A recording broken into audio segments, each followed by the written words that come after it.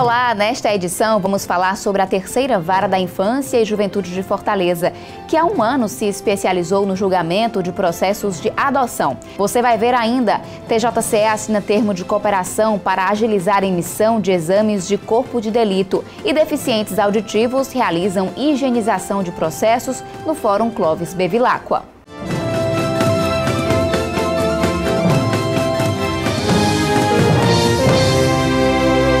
O Tribunal de Justiça e a Secretaria de Segurança Pública do Estado firmaram parceria para acelerar a emissão de exames de corpo de delito de processos da Lei Maria da Penha. O termo de cooperação técnica foi assinado pela presidente do TJCE, desembargadora Iracema Vale, e pelo secretário de Segurança, Delcy Teixeira. A chefe do Judiciário cearense destacou que a parceria é importante para acelerar o andamento dos processos de vítimas de violência doméstica. O documento estabelece que a Coordenadoria de Medicina Legal e a Perícia Forense do Ceará enviem por e-mail os exames e laudos periciais diretamente para o Juizado da Mulher. Já a unidade judiciária é responsável por gerenciar as informações recebidas e dar apoio institucional. A presidente da Coordenadoria da Mulher do Tribunal, desembargadora Sérgia Miranda, está à frente da iniciativa e comemorou a assinatura do convênio. Os laudos médicos do IML não iam direto para o juizado, e sim para as delegacias, para a Delegacia da Mulher, como ocorre com todas as delegacias. Esse é o movimento normal entre o IML e as delegacias. E, através desse convênio, uma cópia do laudo vai por e-mail para o juizado da violência doméstica e vai proporcionar que a juíza possa julgar, inclusive, os pedidos de prisão preventiva com relação à Lei Maria da Penha mais agilmente e com mais segurança. O secretário de Segurança explica que não existe prazo para a emissão dos laudos e exames, porque cada caso demanda um tempo diferente para ser analisado, mas disse que todos os exames envolvendo processos da Lei Maria da Penha serão priorizados. Ele ressaltou a importância do convênio. Isso é muito importante porque algumas medidas que o Judiciário pretende tomar, muitas vezes depende de um laudo que possa embasar nessa decisão. Então, nada mais justo do que nós agilizarmos o envio desse laudo. O termo de cooperação técnica foi assinado no dia 1º de junho no Palácio da Justiça. Também participaram da solenidade os juízes auxiliares da presidência do tribunal, Kleber de Castro Cruz e Luciano Rodrigues, além do perito-geral da PEFOSSE, Maximiniano Chaves. A seção de arquivo do Fórum Clóvis Bevilacqua realiza por mês a higienização de cerca de 300 processos antigos.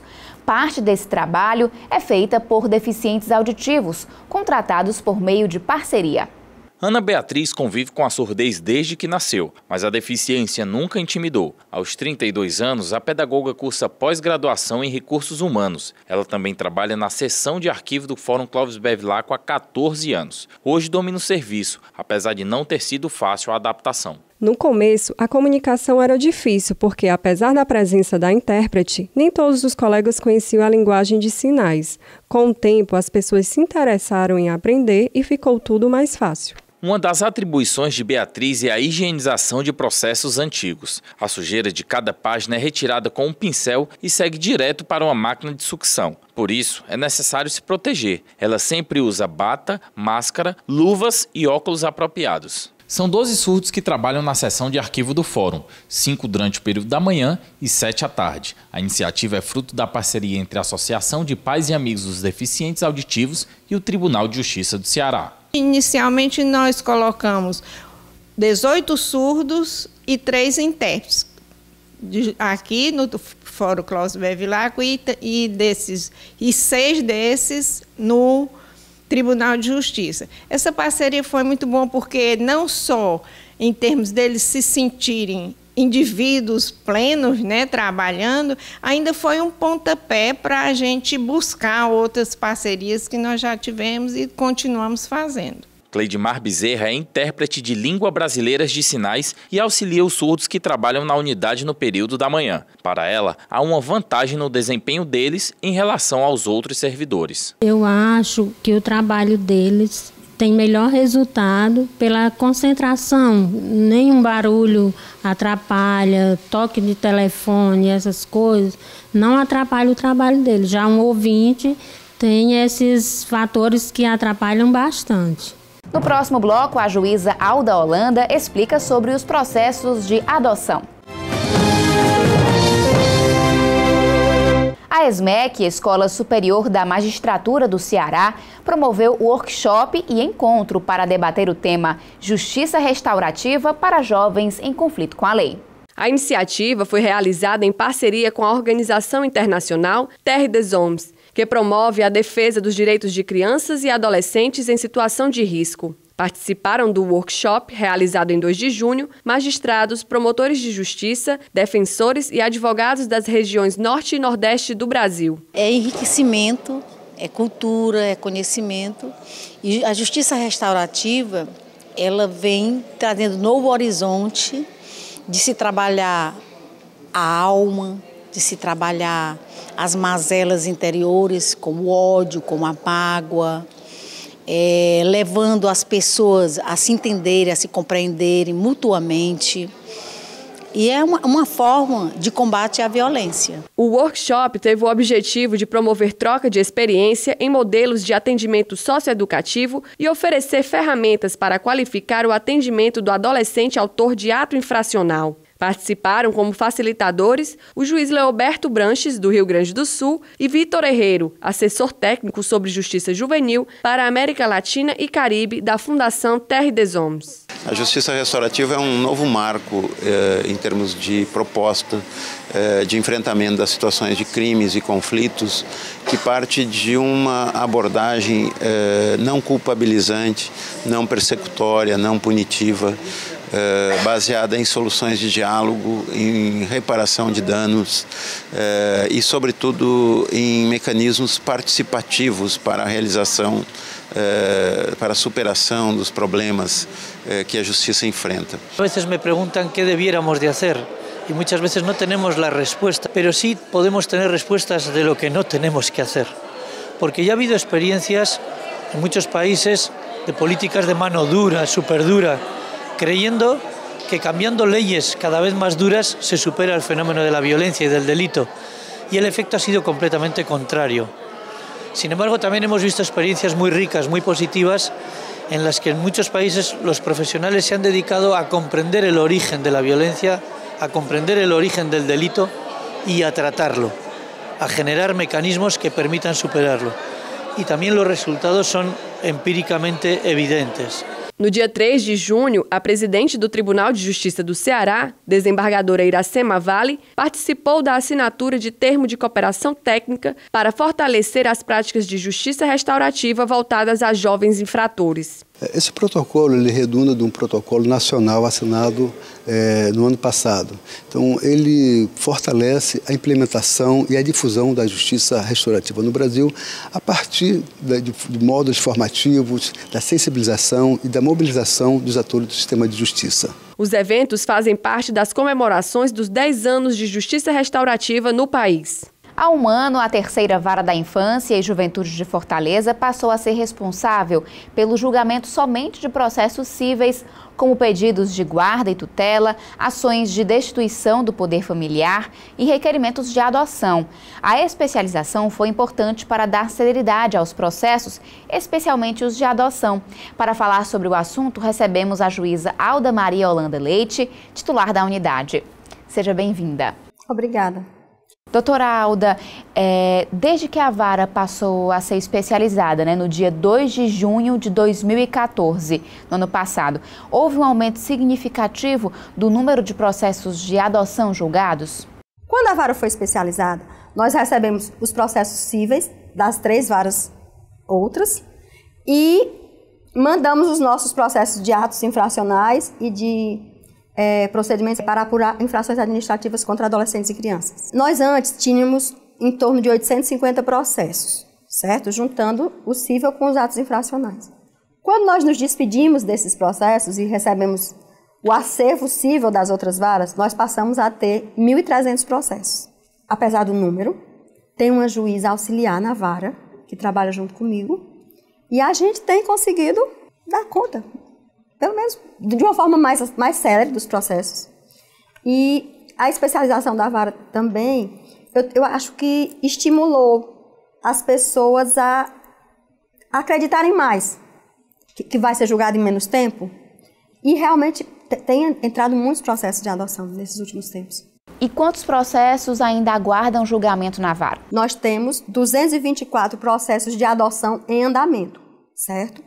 E 75 ações de destituição do poder familiar. Estão prontos para julgar. 25 adoções e 4 ações de DPF. Esse não é todo o acervo, porque ainda tem os outros processos de acolhimento institucional, de tutela e guarda. Mas de adoção são esses os números. Existe um tempo ideal para a finalização dos processos? Não existe um tempo ideal. Mas é bom que seja célere. Ultimamente, houve ações que foram julgadas em 5 meses. Ações de adoções foram julgadas em 5 meses, desde o dia da habilitação do casal. O que é isso? A pessoa vai ao fórum se cadastrar no CNA. Aí tem um pequeno procedimento que a gente chama de habilitação para adotar, certo?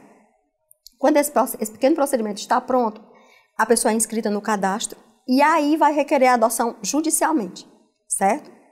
Então, houve processos que desde essa fase pré-processual até o dia da prolação da sentença transcorreram 5 meses. É rápido. A natureza usa o dobro do tempo para gerar uma criança. São 9 meses. No caso, a adoção foi em 5 meses. É quase a metade, né? Agora, assim, claro que tem processos que demoram mais tempo. O juiz tem que estar muito seguro de que aquilo é o melhor para a criança. Aquela mudança de vida realmente é um renascer. Ela vai sair da sua família natural e para ir para outra família. Nem sempre isso se resolve em pouco tempo. O mais importante é que seja resolvido no tempo justo. Que a decisão seja justa, certo? Agora também a gente tem que reconhecer que não é razoável que um processo de adoção dure mais de 12 meses. Existem muitas pessoas interessadas em adotar? Existem. Atualmente em Fortaleza, nós temos 271 pretendentes cadastrados.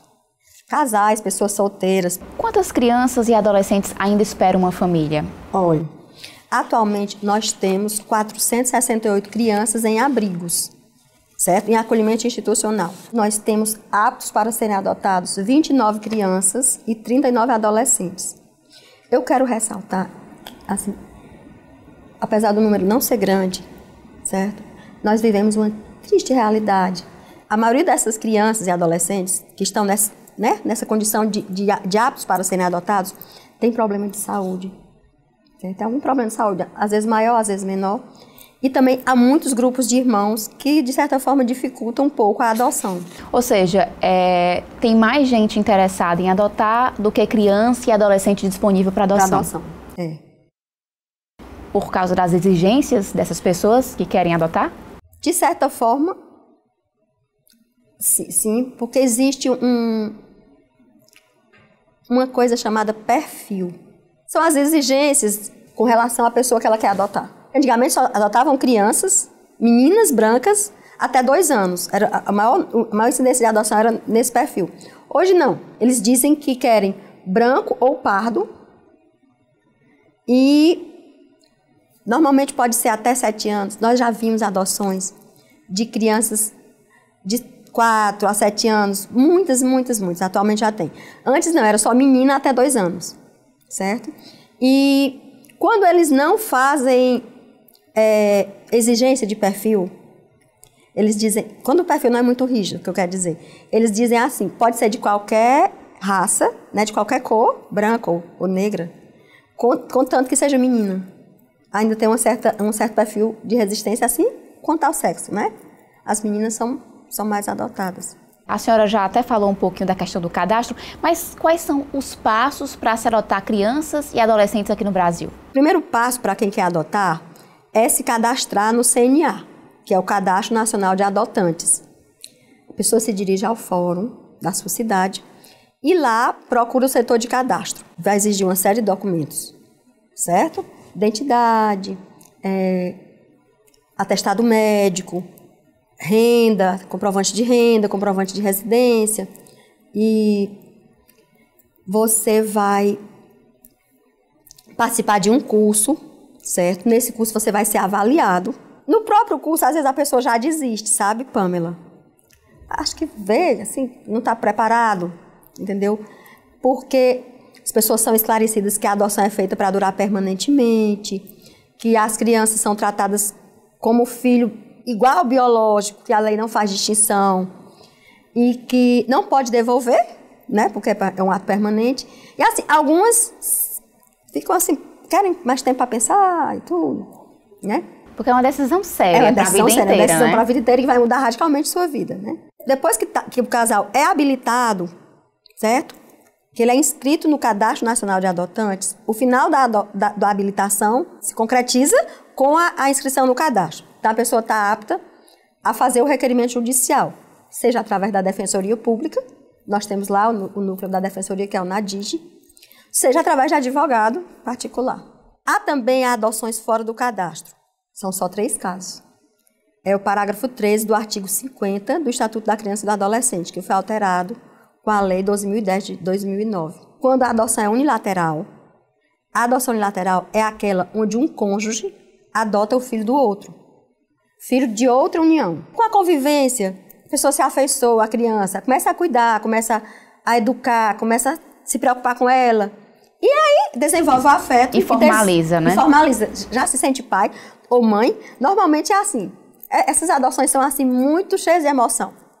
E são rápidas também, né? São né? muito rápidas, E tem essa. Tem quando você vai adotar alguém da sua família, não precisa estar cadastrado no Cadastro Nacional de Adoção. São proibidas as adoções de neto por avô. Avô e avó não podem adotar os netos, certo? Mas os tios podem adotar os sobrinhos. Esse parentesco é comprovado por documento, né? Trazem as certidões de nascimento, a gente verifica, aí pronto, não precisa estar registrado no CNA. E também a adoção de quem já tem a guarda judicial de alguma criança há mais de 3 anos, certo? Essa pessoa que tem essa guarda também pode pedir a adoção sem a necessidade do Cadastro Nacional de Adoção. Fora isso, nada. Certo? É preciso se cadastrar. Que ainda tem aquela cultura de deixar neném em porta, sabe? Deixar na maternidade. Às vezes as assistentes sociais da maternidade conhecem alguém que deseja adotar. Esse tipo de adoção é repudiada pela lei. Quem deseja dar seu filho em adoção deve procurar a justiça. Lá nós temos uma equipe para receber e conversar com a mãe que quer entregar o filho para adotar. Já tem uma série de casais registrados, cadastrados esperando o filho, então essa adoção também é super rápida. O que acontece no caso, por exemplo, uma criança é deixada na porta de uma casa, né? O que é que eu, por exemplo, se acontecer comigo, o que eu devo fazer? Você deve procurar a justiça para entregar a criança, certo? Mesmo que você tenha interesse em adotar, você não vai poder adotar aquela criança. Você vai ter que ir para o cadastro e vai esperar o tempo de chegar a sua vez na fila. E aquela criança será adotada por um casal que chegou à vez. Se a pessoa fica com a criança nessas condições, é crime. É crime porque está burlando a lei, né? Eu quero registrar que a adoção é o último passo para se colocar uma criança numa família. Porque a lei exige que a criança seja reinserida na sua família natural, certo? Isso pode ser feito, ela pode voltar para a família mesmo, pai e mãe, dependendo do caso, ou para a família ampliada, que são os avós, os tios, os primos, os irmãos, às vezes acolhem os irmãos menores, né? E também os vizinhos, os amigos e os padrinhos. Pessoas que têm afeto pela criança, entendeu? Porque as adoções atualmente são feitas considerando-se mais os laços afetivos. O Judiciário em Evidência faz agora um breve intervalo e daqui a pouco volta a falar sobre processos de adoção. Até já! Estamos de volta para falar sobre processos de adoção. Nossa convidada é a juíza Alda Maria Holanda Leite, titular da 3ª Vara da Infância e Juventude de Fortaleza, que é especializada no julgamento desses casos. Doutora Alda, o interesse da criança ou adolescente deve sempre prevalecer? Deve. O interesse da criança e do adolescente deve sempre prevalecer. Não só em processos de adoção, mas em qualquer processo. Quando existe criança e adolescente, deve sempre prevalecer o interesse deles. Hoje em dia, a gente procura uma família para uma criança. A criança é que é ponto principal da adoção. Não são mais as famílias, mas a criança e o adolescente. Certo? A gente sempre leva em consideração o princípio do melhor interesse da criança, cumprindo a prioridade absoluta, que é um princípio constitucional. A Constituição só fala nessa prioridade absoluta quando se refere a crianças e adolescentes. Quando a criança tem irmãos, o procedimento, então, é mantê-los juntos? A lei determina que as crianças e adolescentes não sejam separados em adoção, né? Então, a gente deve procurar mantê-los. Mas nem sempre as pessoas estão preparadas para adotar 3, 4 irmãos. Então, o que é que a gente tenta fazer? A gente concede a adoção do bebê, porque senão ele vai envelhecer e vai ficar difícil a adoção dele, se ele for crescendo como os irmãos sem ser adotado, entende? Vai ficar difícil a adoção dele, então a gente concede a adoção daquele bebê. Mas tenta manter os vínculos daquela família ou com os que não foram adotados, ou então, se tiver outros interessados em adotar, os outros, que seja do círculo de amigos daquela família. Muitas vezes acontece, sabe? Às vezes, uma irmã adota o irmão daquela adotante, ou um primo adota outro. Os laços são preservados e é cultivada aquela dinâmica familiar. E, doutora Alda, qual o perfil das pessoas que optam pela adoção? A maioria dos adotantes é da classe pobre. Há também adotantes na média baixa e na classe média, na classe média. Agora, raríssimas adoções na classe alta. A maioria das crianças e adolescentes, no caso, é adotada por uma família tradicional, ou seja, aquela composta por um homem e uma mulher, ou as famílias estão mudando também? Bom, sim para as duas perguntas. Tanto a maioria das adoções acontece, né, por famílias tradicionais que adotam, tanto estão mudando. A gente já vê solteiros adotarem dos dois sexos, né, adotar sozinho. Um homem adota sozinho, uma moça adota sozinho. Como também há também adoções homoafetivas, né, de casais de homens ou de casais de mulheres também, já tem adoção desse tipo. Houve até já um caso de multiparentalidade. É a possibilidade de você ter no seu registro de nascimento o nome de mais de uma mãe ou mais de um pai. Houve um caso concreto, era uma menina de 11 anos que ia ser adotada por uma família. Era assim, a mãe faleceu e essa criança foi acolhida por um casal amigo da família. O pai dela não pôde cuidar, os avós não puderam cuidar e ela ficou com esse casal que era amigo. E aí criaram e tudo, aí agora com 11 anos já resolveram adotar, né? Aí vieram pedir a adoção. Mas aí, quando eu ouvi o casal, eles disseram que havia uma certa insatisfação da família biológica com relação à adoção, porque não queriam que o nome da mãe, que havia falecido há algum tempo, saísse do registro de nascimento da criança. Aí eu senti assim, aquela confusão, aí eu pedi para ouvir a criança. E eu perguntei se ela considerava aquele casal como seu pai e sua mãe, os filhos e irmãos. Ela disse que sim, que gostava muito deles, que realmente eram seus pais. Aí eu perguntei se ela concordava, se ela queria ser adotada por eles. Aí ela disse sim e não, eu quero e não quero. Eu disse, como? Sim, não, quero e não quero. Tenta me explicar. Ela disse, não, é o seguinte, a minha mãe morreu, mas eu gosto muito dela ainda e eu sinto muita saudade. E eu não quero apagar o nome da minha mãe da minha certidão de nascimento. Aí, quando ela disse isso, eu fiquei assim, meu Deus, como é que a gente vai resolver, né, essa história? Aí o defensor público requereu, perguntou se ela aceitava que permanecesse o nome da mãe na certidão e fosse acrescentado o nome da nova mãe, que era a adotante. Aí ela disse que se fosse desse jeito, ficava satisfeita e aceitava. Aí a gente fez. Doutora Alda, o Dia Nacional da Adoção foi comemorado em 25 de maio, né? Que balanço a senhora faz das atividades que foram realizadas aqui em Fortaleza? Olha, eu acho que foi muito positivo tudo que houve. E, assim, é uma data muito importante. Essa data é marcada, né, Dia Nacional da Adoção, para que se tente conscientizar a sociedade, né, de abrir os olhos, o coração, os braços e a casa para acolher essas crianças e adolescentes que envelhecem nos abrigos. E que as pessoas não foram criadas por Deus para ficar em abrigo, foram criadas para viver numa família, onde haja amor, respeito, carinho, solidariedade, né? E assim, esse dia é para que isso seja divulgado. Houve um evento do Tribunal de Justiça com o Shopping Benfica, em parceria com o shopping e com algumas unidades de acolhimento, né? Houve a participação da Defensoria Pública e de instituições da rede de acolhimento, que é o Sistema de Garantias de Direitos das Crianças e Adolescentes. Lá, o que é que houve? Foram 4 dias, 21, 22, 23 e 24 de maio, que antecederam o Dia Nacional da Adoção, né? E lá era divulgada a adoção, crianças de algumas instituições de acolhimento e adolescentes participaram, houve exposição de pinturas feitas pelas crianças e também um show de percussão, né, de tambor de meninos de outro abrigo. Eram dadas informações sobre a adoção lá no lugar e tudo. E também no Dia Nacional da Adoção, houve um evento na Defensoria Pública para comemorar esse dia.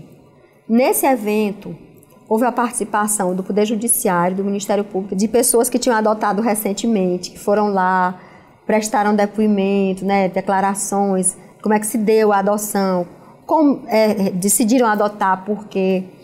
E também houve a entrega dos mandados de inscrição da sentença de adoção. O que é isso? No final do processo de adoção, é emitido um mandado de inscrição daquela sentença. Depois dessa inscrição da sentença no registro civil, a pessoa pode registrar o filho, né? É um novo nascimento. Então, a gente faz, normalmente, a gente faz uma solenidade lá no fórum para entregar esses mandados. Aí, eles pediram para a entrega ser feita lá. Aí, os casais que estavam recebendo nesse mês, receberam lá, não foram todos, alguns receberam lá na Defensoria para marcar o evento também. Eu entrevistei a juíza Alda Maria Holanda Leite, titular da 3ª Vara da Infância e Juventude de Fortaleza. Obrigada pela presença. Obrigada pelo convite. O Judiciário em Evidência fica por aqui. Obrigada pela companhia. A gente volta a se encontrar na semana que vem.